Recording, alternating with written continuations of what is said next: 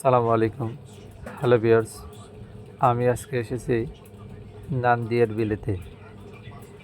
এই বিল দেখতে অনেক সুন্দর এবং প্রাকৃতিক মনোমুগ্ধকর।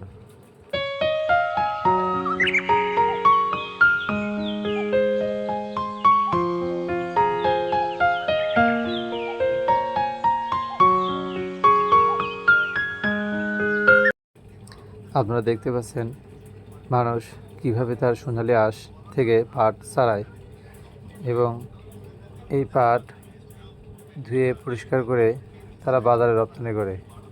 কঠোর পরিশ্রমের মাধ্যমে এই সোনালী আঁশ পাওয়া যায়। আপনারা দেখতে থাকুন।